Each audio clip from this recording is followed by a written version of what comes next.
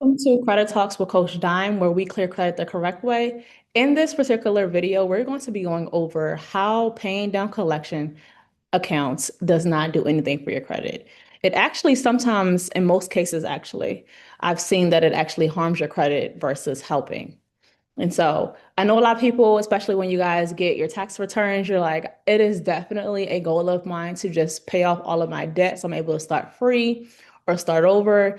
And I'm telling you right now, do not waste your money because you're going to be extremely upset when you get notified that your account made your credit score go down even more, or when you get notified that nothing has happened. Okay. And so do not pay collection agencies. Do this instead. Now, first thing I want you to understand that paying down a collection or paying off a collection, it does nothing but just update the status from unpaid to paid. Literally, that's it. When it comes to lenders and companies that you're trying to obtain credit from, or trying to obtain different accounts or services or products from using credit, when they pull your credit reports, it's still going to show as an account, a negative collection. It's still going to show as a negative collection. So it's really a waste of time and a waste of money and energy and effort to make payment arrangements with these companies when it's not going to benefit you at all. All right. So let's get into emphasis on it's just a paid collection. All right. What you're going to do instead is get them to break the law.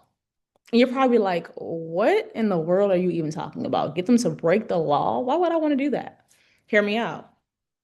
Because if you get them to break the law, they are going to be eating out the palm of your hand, actually trying to pay you a check and being more than willing to waive the alleged debt disclaimer that you owe. But then also, they'll be more than willing to remove that account off your credit reports permanently. So if that sounds like something that you want to learn how to do, then stay tuned. I'm going to tell you exactly how you can do something like this. Now, keep in mind that I have been doing this for a few years now, and I've helped so many other people do this for themselves that I'm teaching you guys from experience. It's not theory. It's not something that I'm just reading and interpreting. No, I understand how to do it. I have done it over and over for myself and other people. Okay? So, one second, I'm going to go ahead and actually share the screen with you guys so you're able to see where this even stems from, like what even allows for us to do something like this. And I'm so glad that you asked that. So let's get right into it. Now, this is Law Cornell. I absolutely love using this particular website. It makes the law very easy to break down and read and understand. Now, as you guys are going to see throughout this entire channel, I am providing you all with real techniques and methods that actually work to help you clear your credit, but then also helps you get those permanent removals, deletions, on top of helping you all learn how to get the debts or the past due balances waived with the companies directly. Yes, that's possible. And so that's why I created this channel so you guys are able to understand how you can do this for yourself, for your clients, or family and friends. All right, so 15 USC 1692E, false or misleading representations. Now, I want you all to, after you go through this video or watch this video, I want you to take time out of your day to actually research and do this on your own to retain the information and to actually understand what it's saying. Because just me going over it in this video is not enough. All right. I want you to also understand that when you are reading the law, despite what everybody else says on social media, it's a lot of clickbait, it's a lot of misinformation. I want you guys to know there is no reason for you to be reading in between the lines. The law says what it says, and that's what it means, okay? So, a debt collector may not use any false, deceptive, or misleading representation or means in connection with the collection of any debt. Without limiting the general application of the foregoing, the following conduct is a violation of this section. Now we're going to go all the way down into, we're going to go to 8. Communicating or threatening to communicate to any person credit information which is known or which should be known to be false, including the failure to communicate that a disputed debt is disputed. Now, what I want to focus on is the first half of this particular statement. Excuse me, y'all. Communicating or threatening to communicate to any person credit information which is known or which should be known to be false. Now, the reason why I want to focus here is because when you're getting them on breaking the law, you have to understand exactly what this is saying. So they know, let me just spill the beans for you guys. When collection agencies get a hold of your information, they're normally getting a hold of the information by purchasing the evidence of your past due account with ABC company that you originally entered into the agreement with. They're getting evidence of the past due balances in your information as it relates to that account. But on top of that, they're getting your information plus thousands of other people. And they're buying them in a bundle and they're only paying pennies on a dollar to get access to evidence that you owe something. Notice how I keep on saying evidence is because it's not actually detailed proof about you owing anything. And also in that bundle, they signed an agreement with the original company that one, they may or may not be able to collect legally on this account. They may or may not be able, they're not able to, so that's one. Two, they're not able to confirm the accuracy of the information that is contained within this bundle of information. The reason why collectors, collection agencies are able to sue consumers, so you are able to report on your credit, are able to do all these crazy things is because of the ignorance of the people that they are going after.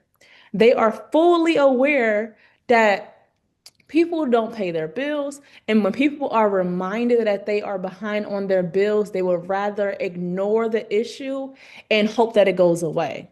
So they're banking on your ignorance and they're banking on the fact that you're not going to respond or answer. Okay.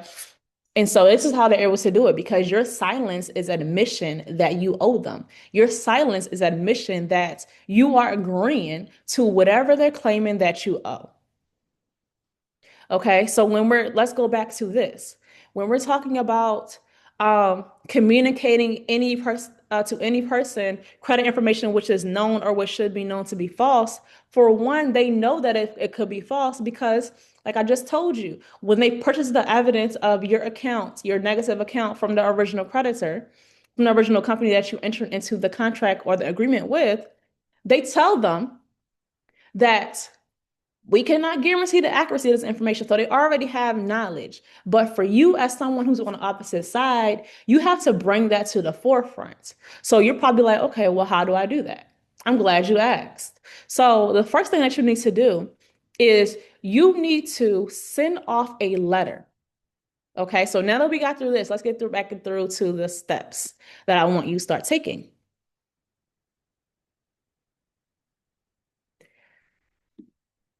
Okay. Oh, all right. So I thought I put steps here. I didn't. Okay, cool. So the first thing that I want you to do, I want you to start asking questions. Okay. You need to figure out exactly what it is that they have on this particular alleged that they're trying to say that you owe. That's number one. Once you ask those questions, they'll start to send you documentation. What they're going to send you is always the same. Okay. I've been doing this for a few years, like I said, and all of the people that I have advised, I have mentored, I have coached, they have all told me they got that same exact thing that I told them they were going to get back. So, what is that thing? You're going to get a copy of a bunch of statements from the original company that you entered into the agreement or contract with. And you're going to also get a cover letter where they are saying, here go a copy of what the documents that you requested, or however they're going to word it. They word it a little bit differently, but it's pretty much the same thing. So as you're going to realize though, a lot of people stop here. They be like, okay, they send me statements. Now I don't know what to do. It's a good thing that you're here. I'm going to tell you exactly what to do. I want you to think about this. You ask them for documentation.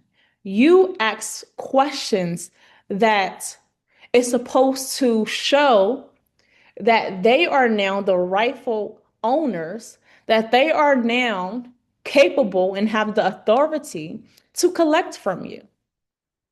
Them sending you statements does not answer or address that question.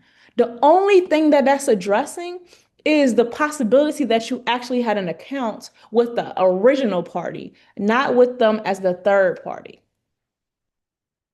That is very huge for you because now you have confirmation and you can use that to get that account removed from your credit reports. So you're getting them on breaking the law because, as I just showed you guys in the law, communicating information, credit information, which is known or which should be known to be false. So right now, they are communicating to the credit reporting agencies that you owe this balance to their company.